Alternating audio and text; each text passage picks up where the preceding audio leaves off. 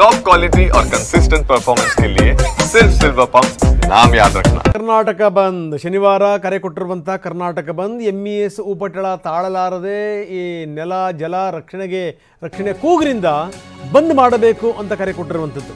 ಆದರೆ ಈ ಬಂದ್ ಆಗುತ್ತಾ? ಬಂದ್ಗೆ ಬೆಂಬಲ ಇದೆಯಾ? ಯಾರ್ಯಾರ ಬೆಂಬಲ ಇದೆ, ಯಾರ್ಯಾರ ಬೆಂಬಲ ಇಲ್ಲ, ಯಾರ್ಯಾರು ಬಹಿರಂಗವಾಗಿ ಬೆಂಬಲವನ್ನು ತೋರಿಸಿದ್ದಾರೆ, ಇನ್ನು ಕೆಲವರು ತಟಸ್ಥವಾಗಿದ್ದಾರೆ, ಯಾವುದನ್ನು ಕೂಡ ಹೇಳಿಲ್ಲ. ನಾರಾಯಣಗೌಡರು ತುಂಬ ಸ್ಪಷ್ಟವಾಗಿ ಹೇಳಿದ್ದಾರೆ, ಯಾವುದೇ ಕಾರಣಕ್ಕೂ ನಾವು ಬಂದನ್ನು ಬೆಂಬಲಿಸಲ್ಲ ಅಂತ. ಇನ್ನು ಪ್ರವೀಣ್ ಶೆಟ್ಟರು ಶುಕ್ರವಾರದ ದಿನವೇ ಅವರು ಪಾದಯಾತ್ರೆಯನ್ನು ಹಮ್ಮಿಕೊಂಡಿದ್ದಾರೆ. ಮೇಕೆದಾಟು ಯೋಜನೆ ಆಗಲೇಬೇಕು ಅಂತ ಅವರ ಪಾದಯಾತ್ರೆ. ಇದರ ಅರ್ಥ ತುಂಬ ಸ್ಪಷ್ಟ, ಎರಡು ಪ್ರಮುಖ ಬಣಗಳ ಬೆಂಬಲ ಇಲ್ಲಿ ಇಲ್ಲ. ಯಾಕಂದರೆ ಬಹಳಷ್ಟು ಸಂದರ್ಭಗಳಲ್ಲಿ ನಾವು ನೋಡ್ತೀವಿ. ನೋಡಿ, ಪರೀಕ್ಷೆ ಸಂದರ್ಭ, ಈ ಟೈಮಲ್ಲಿ ನೀವು ಈ ಬಸ್ಸು ಎಲ್ಲ ಬಂದ್ ಮಾಡಿಬಿಟ್ರೆ ಗತಿ ಏನು? ಎಡವಟ್ಟುಗಳಾಗ್ಬಿಟ್ರೆ ಯಾರು ಜವಾಬ್ದಾರಿ? ಜೊತೆಗೆ ಸ್ಥಿತಿಗತಿಗಳು ನೋಡಿ ಯಾವ ರೀತಿ ಇದೆ ಅಂತ. ಇಂಥ ಸಂದರ್ಭದಲ್ಲಿ ಬಂದ್ ಆಗೋದು ಎಷ್ಟರ ಮಟ್ಟಿಗೆ ಸರಿ ಇದು ಸಂಗತಿ. ಆದರೆ ವಾಟಾಳ್ ನಾಗರಾಜ್ ಪಟ್ಟು ಹಿಡಿದು ಕೂತ್ಕೊಂಡಿದ್ದಾರೆ, ಇಲ್ಲ ಬಂದ್ ಆಗಲೇಬೇಕು ಅಂತ. ಕೆಲ ಸಂಘಟನೆಗಳು ಬಂದ್ಗೆ ಬೆಂಬಲ ವ್ಯಕ್ತಪಡಿಸಿವೆ. ಆದರೆ ನಾರಾಯಣಗೌಡರು ತುಂಬ ಸ್ಪಷ್ಟವಾಗಿ ಹೇಳಿದ್ದಾರೆ, ಯಾವುದೇ ಕಾರಣಕ್ಕೂ ಬಂದ್ ಮಾಡಲ್ಲ ಅಂತ. ಇನ್ನು ಪ್ರವೀಣ್ ಶೆಟ್ಟರು ಸ್ಪಷ್ಟವಾಗಿ ಹೇಳಿಲ್ಲ, ಆದರೆ ಅವರ ನಿಲುವು ತುಂಬ ಸ್ಪಷ್ಟವಾಗಿ ಗೋಚರ ಆಗ್ತಾ ಇದೆ. ಅದರರ್ಥ ಏನು ಅಂದರೆ, ಹಿಂದಿನ ದಿವಸವೇ ಅವರು ಈ ರೀತಿ ಒಂದು ಚಳವಳಿಯನ್ನು ಹಮ್ಮಿಕೊಂಡಿರುವಂಥದ್ದು, ಪಾದಯಾತ್ರೆ ಹಮ್ಮಿಕೊಂಡಿರೋದು, ಮೇಕೆದಾಟು ಯೋಜನೆ ಆಗಬೇಕು ಅಂತ. ಹೀಗಾಗಿ ಅವರು ಇದರಲ್ಲಿ ಇನ್ವಾಲ್ವ್ ಆಗಲ್ಲ. ಅಂದರೆ ಅವರ ನಿಲುವು ತುಂಬ ಸ್ಪಷ್ಟ. ನಾನು ಹೇಳ್ದಂಗಿರ್ಬೋದು ಬಾಯಿ ಬಿಟ್ಟು, ಆದರೆ ಬಂದ್ಗೆ ಬೆಂಬಲ ಇಲ್ಲ ಅಂತ. ಯಾರೂ ಕೂಡ ಈ ಸಂದರ್ಭದಲ್ಲಿ, ಅಂದರೆ ಕೆಲ ಸಂಘಟನೆಗಳನ್ನು ಬಿಟ್ಟು ಕೆಲ ಸಂಘಟನೆಗಳು ಯಾವುದೇ ಕಾರಣಕ್ಕೂ ಬಂದ್ಗೆ ಬೆಂಬಲ ವ್ಯಕ್ತಪಡಿಸಲ್ಲ ಅಂತ ಹೇಳ್ತಾ ಇವೆ. 22ಕ್ಕೆ ಬಂದ್ ಫಿಕ್ಸ್ ಅಂತ ಇದ್ದಾರೆ ವಾಟಾಳ್ ನಾಗರಾಜ್. ಬಂದ್ ಬೆಂಬಲಿಸಿ ಅಂತ ವಾಟಾಳ್ ನಾಗರಾಜ್ ರ್ಯಾಲಿ ಮಾಡ್ತಾರಂತೆ. ಮೈಸೂರಿನಲ್ಲಿ ನಿನ್ನೆ ಬಂದ್ ಬೆಂಬಲಿಸಿ ಅಂತ ಮನವಿ ಮಾಡಿದ್ದಾರೆ. ಇವತ್ತು ಬೆಂಗಳೂರಿನಲ್ಲಿ ಇಡೀ ದಿನ ಸಂಘಟನೆಗಳು ರ್ಯಾಲಿ ಮಾಡ್ತವೆ. ಅಲ್ಲ, ನಾನು ಹೇಳೋದು, ಬಂದ್ನಿಂದ ಇವೆಲ್ಲ ಕೆಲಸ ಕಾರ್ಯಗಳಾಗ್ತವ? ನಾನು ಬಂದ್ ಮಾಡಬಾರದು ಅಂತ ಖಂಡಿತವಾಗ್ಲೂ ಹೇಳಲ್ಲ. ನೆಲ ಜಲ ರಕ್ಷಣೆಗೆ ನಾವು ದನಿ ಎತ್ತಲೇಬೇಕು, ಕೆಲವೊಂದು ಆಗಲೇಬೇಕು. ಅವ್ರು ಬಾಯಿ ಬಂದ್ ಮಾಡೋದು ಹೆಂಗೆ ಅಂತ ಯೋಚನೆ ಮಾಡಬೇಕು. ನಾವು ಉಸಿರೆತ್ತಿರಬಾರದು. ಅದಕ್ಕೊಂದು ರಾಜಕೀಯ ಧೀಶಕ್ತಿ ಬೇಕು, ಧೀಶಕ್ತಿ ಬೇಕು. ಸುಮ್ಮನೆ ಬಂದ್ ಮಾಡ್ತೀವಿ ಅಂದ ತಕ್ಷಣ ಏನದ ಅರ್ಥ ಇದು? ಹಾಗಾಗಿನೇ ಕೆಲ ಸಂಘಟನೆಗಳು ಇಲ್ಲಪ್ಪ, ನಾವು ಬಂದ್ಗೆ ಬೆಂಬಲ ವ್ಯಕ್ತಪಡಿಸಲ್ಲ ಅಂತ ಹೇಳ್ತಾ ಇದ್ದಾರೆ. ಪ್ರವೀಣ್ ಶೆಟ್ಟರ ಬಣದ್ದು ಕೂಡ ಇದೇ ನಿಲುವು, ಬಂದ್ಗೆ ಬೆಂಬಲ ಇಲ್ಲ. ಆದರೆ ಅದಕ್ಕೆ ಪರ್ಯಾಯವಾಗಿ ಅವರು ಬೇರೆಯ ಚಳವಳಿಯನ್ನು ಹಮ್ಮಿಕೊಂಡಿದ್ದಾರೆ, ಪಾದಯಾತ್ರೆಯನ್ನು ಹಮ್ಮಿಕೊಂಡಿದ್ದಾರೆ, ಮೇಕೆದಾಟು ಯೋಜನೆ ಆಗಬೇಕು ಅಂತ. ಇನ್ನು ನಾರಾಯಣಗೌಡರು ತುಂಬ ಸ್ಪಷ್ಟವಾಗಿ ಹೇಳಿದ್ದಾರೆ, ಬಂದ್ಗೆ ನಮ್ಮ ಬೆಂಬಲ ಇಲ್ಲ. ಆದರೆ ನಿನ್ನೆ ಮೈಸೂರಿನಲ್ಲಿ ಮನವಿ ಮಾಡಿಕೊಂಡಿದ್ದಾರೆ ವಾಟಾಳ್ ನಾಗರಾಜ್, ಇಲ್ಲ ಬಂದ್ಗೆ ನೀವು ಬೆಂಬಲ ವ್ಯಕ್ತಪಡಿಸಿ ಅಂತ ಹೇಳಿ. ಇವತ್ತು ಬೆಂಗಳೂರಿನಲ್ಲಿ ಇಡೀ ದಿನ ಅವರು ಬಂದ್ಗೆ ಬೆಂಬಲಿಸಿ ಅಂತ ಜನರಿಗೆ ಕೇಳ್ಕೊಳ್ತಾರಂತೆ. ದಯವಿಟ್ಟು ಕರ್ನಾಟಕ ಬಂದ್ ದಿನಾಂಕವನ್ನು ಬದಲಾಯಿಸಿ ಅಂತ ಕೆಲ ಸಂಘಟನೆಗಳು ಕೇಳ್ತಾ ಇವೆ. ಕ್ಯಾಂಪ್ಸ್ ಮನವಿ ಮಾಡಿದೆ ಕನ್ನಡ ಒಕ್ಕೂಟಗಳಿಗೆ, ಇದು ಸರಿಯಾದ ಸಮಯ ಅಲ್ಲ. ಪರೀಕ್ಷೆ ನಡೀತಾ ಇವೆ 1ರಿಂದ 9ನೇ ತರಗತಿ ತನಕ. ಈ ಸಂದರ್ಭದಲ್ಲಿ ಬಂದು ಗಿಂದು ಮಾಡಿಬಿಟ್ರೆ ಗತಿ ಏನು? ಏನಾದರೂ ಎಡವಟ್ಟಾದರೂ ಯಾರು ಜವಾಬ್ದಾರಿ? ಎಷ್ಟು ಸಮಸ್ಯೆಗಳನ್ನು ಸೃಷ್ಟಿ ಮಾಡುತ್ತೆ ಬಂದ್.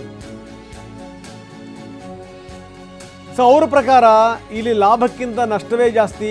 ಮಕ್ಕಳಿಗೆ ಶಾಲೆಗಳಿಗೆ ರಜೆ ಕೊಡೋಕ್ಕೆ ಖಂಡಿತವಾಗಲೂ ಸಾಧ್ಯ ಇಲ್ಲ. ಈಗಾಗಲೇ ಹೋಟೆಲ್ ಉದ್ಯಮಿಗಳು ತುಂಬ ಸ್ಪಷ್ಟವಾಗಿ ಹೇಳಿದ್ದಾರೆ, ನಾವು ಯಾವುದೇ ಕಾರಣಕ್ಕೂ ಬೆಂಬಲ ವ್ಯಕ್ತಪಡಿಸಲ್ಲ ಅಂತ. ಇನ್ನು ಮಾಲ್ ಥಿಯೇಟರ್ ಮಾಲೀಕರು ಗೊಂದಲದಲ್ಲಿದ್ದಾರೆ, ಯಾಕಂದರೆ ಅಲ್ಲಿ ಸಾರಾ ಗೋವಿಂದು ಬೇರೆ ಇದ್ದಾರೆ. ಅನ್ನಂಗಿಲ್ಲ ಅನುಭವಿಸಂಗಿಲ್ಲ ಅಂತ ಸ್ಥಿತಿ. ಶಾಲೆಗಳ ಒಕ್ಕೂಟ, ಖಾಸಗಿ ಶಾಲೆಗಳ ಒಕ್ಕೂಟ ಕ್ಯಾಂಪ್ಸ್ ತುಂಬ ಸ್ಪಷ್ಟವಾಗಿ ಹೇಳ್ತಾ ಇದೆ, ಯಾವುದೇ ಕಾರಣಕ್ಕೂ ನಮಗೆ ಬಂದ್ಗೆ ಬೆಂಬಲನ ವ್ಯಕ್ತಪಡಿಸಲ್ಲ. ಯಾಕಂದರೆ ಪರೀಕ್ಷೆ ಇದೆ, ಪರೀಕ್ಷೆ ಇರುವಂಥ ಸಂದರ್ಭದಲ್ಲಿ ಬಂದ್ ಮಾಡಬಾರ್ದು. ಹೀಗಾಗಿ ಮಾಡ್ಕೊಳ್ಳಂಗಿದ್ರೆ ನೀವು ಬೇರೆ ಡೇಟನ್ನು ಫಿಕ್ಸ್ ಮಾಡ್ರಪ್ಪ ಅಂತ ಕೇಳಿದ್ದಾರೆ. 22ನೇ ತಾರೀಕು ಕರ್ನಾಟಕ ಬಂದ್ ಕರೆ ಕೊಟ್ಟಿರ್ತಕ್ಕಂಥ ಮಾಹಿತಿ ಲಭ್ಯ ಆಗಿದೆ. ಖಾಸಗಿ ಅನುದಾನ ರಹಿತ ಶಿಕ್ಷಣ ಸಂಸ್ಥೆ ತೆಗೆದುಕೊಂಡಾಗ ನಾವು ಕೂಡ ನಮ್ಮ ನಾಡಿನ ನೆಲ ಜಲ ಸಂಸ್ಕಾರ ಸಂಸ್ಕೃತಿಗೆ ನಾವು ಮುಂಚೂಣಿಯಲ್ಲಿ ಈ ಅಂಥ ಬಂದ್ಗಳಿಗೆ ನಾವು ಬೆಂಬಲವನ್ನು ವ್ಯಕ್ತಪಡಿಸೋದಕ್ಕೆ ನಾವು ಸದಾ ಸಿದ್ಧರಿರ್ತೇವೆ. ಆದರೆ ಪರೀಕ್ಷೆಯ ಸಂದರ್ಭ, ಮಕ್ಕಳ ಹಿತದೃಷ್ಟಿಯಲ್ಲಿ, ಅದರಲ್ಲೂ 1ನೇ ತರಗತಿಯಿಂದ 10ನೇ ತರಗತಿ ತನಕ ಪರೀಕ್ಷೆ ಈಗಾಗಲೇ ನಿಗದಿಯಾಗಿದೆ.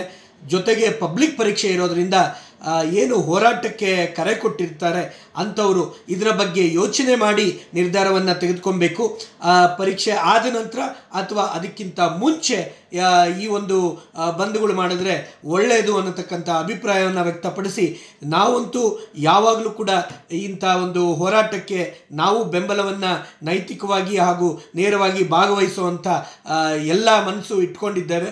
ಆದರೆ ದಯಮಾಡಿ ಪರೀಕ್ಷೆಗಳನ್ನ ತೊಂದರೆ ಆಗದೆ ಇರೋ ರೀತಿಯಲ್ಲಿ ನಾವು ಈ ನಿರ್ಧಾರಗಳನ್ನ ತೆಗೆದುಕೊಬೇಕು ಅನ್ನತಕ್ಕಂಥ ಮನವಿಯನ್ನು ಮಾಡ್ತೇನೆ. 22 ಇನ್ನು ಹೋಟೆಲ್ ಮಾಲೀಕರ ಸಂಘ ಕೂಡ ತುಂಬ ಸ್ಪಷ್ಟವಾಗಿ ಹೇಳಿದೆ, ಯಾವುದೇ ಕಾರಣಕ್ಕೂ ನಾವು ಬಂದನ್ನು ಬೆಂಬಲಿಸಲ್ಲ. ನಮ್ಮದು ನೈತಿಕವಾದಂಥ ಬೆಂಬಲ ಇರುತ್ತೆ, ಆದರೆ ನಾವು ಈ ಬಂದ್ಗೆ ಬೆಂಬಲ ವ್ಯಕ್ತಪಡಿಸಲ್ಲ. ತುಂಬ ಸ್ಪಷ್ಟವಾಗಿ ಹೇಳಿದೆ ಹೋಟೆಲ್ ಮಾಲೀಕರ ಅಸೋಸಿಯೇಷನ್. ಹೋಟೆಲ್ಗಳ ಅಗತ್ಯತೆ ಇದೆ ಅವಾಗ, ಹೀಗಾಗಿ ನಾವು ಓಪನ್ ಮಾಡಿರ್ತೀವಿ.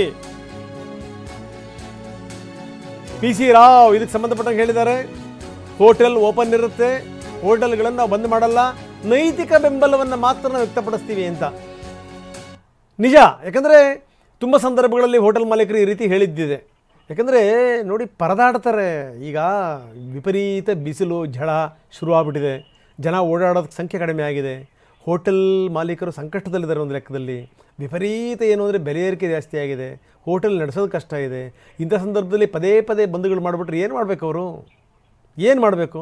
ಇನ್ನು ಕೆಲವರು ಹೇಳ್ತಾರೆ ಈ ಹೋಟೆಲ್ಗಳು ಪ್ರಮುಖ ಟಾರ್ಗೆಟ್, ಮೊದಲು ಹೋಟೆಲ್ಗಳು ಬಂದ್ ಮಾಡಿಬಿಡಬೇಕು. ಏನು ಅಂದರೆ ಜನಸಾಮಾನ್ಯರಿಗೆ ಒಂದಷ್ಟು ಅದರ ಅರಿವು ಬರಬೇಕು ಅಂತ, ಬಿಸಿ ಮುಟ್ಟಬೇಕು ಅಂತ. ಹೀಗಾಗಿ ಕೆಲವರಂತೂ ಡೈರೆಕ್ಟಾಗಿ ಸ್ಟೇಟ್ಮೆಂಟ್ ಕೊಟ್ಟಿದ್ದೇನಿದೆ, ಅಲ್ಲಿ ಹೋಗಿ ತಿಂಡಿ ತಿನ್ನಿ ಬಿಲ್ ಕೊಡಬೇಡಿ, ಈ ರೀತಿ ಎಲ್ಲ ಸ್ಟೇಟ್ಮೆಂಟ್ ಕೊಟ್ಟಿದ್ದಿದೆ ಹಿಂದೆ. ಹೋಟೆಲ್ ಮಾಲೀಕರು ಯಾವಾಗಲೂ ಕೂಡ ಈ ಕನ್ನಡ ಹೋರಾಟ, ಕನ್ನಡ ಸಂಸ್ಕೃತಿಯ ಹೋರಾಟ ಅದರ ಪರವಾಗಿ ಇರುವಂಥವರು. ಈ ಬಾರಿ ಅವರು ಹೇಳಿದ್ದಾರೆ, ನಮಗೆ ಇದಕ್ಕೆ ಬೆಂಬಲ ಇಲ್ಲ, ಆದರೆ ನಾವು ನೈತಿಕ ಬೆಂಬಲವನ್ನು ಕೊಡ್ತೀವಿ ಎಂದಿದ್ದಾರೆ PC ರಾವ್. ನೆಲ, ಜಲ ಮತ್ತು ಭಾಷೆಯ ವಿಚಾರವಾಗಿ ಕನ್ನಡಿಗರಿಗೆ ಹಾಗೂ ಕರ್ನಾಟಕಕ್ಕೆ ಯಾವುದೇ ಅನ್ಯಾಯವಾದಾಗ ನಾವೆಲ್ಲರೂ ಕನ್ನಡ ಪರ ಹೋರಾಟಗಾರರ ಜೊತೆ ಕೈ ಜೋಡಿಸುವುದು ನಮ್ಮ ಕರ್ತವ್ಯ ಕೂಡ.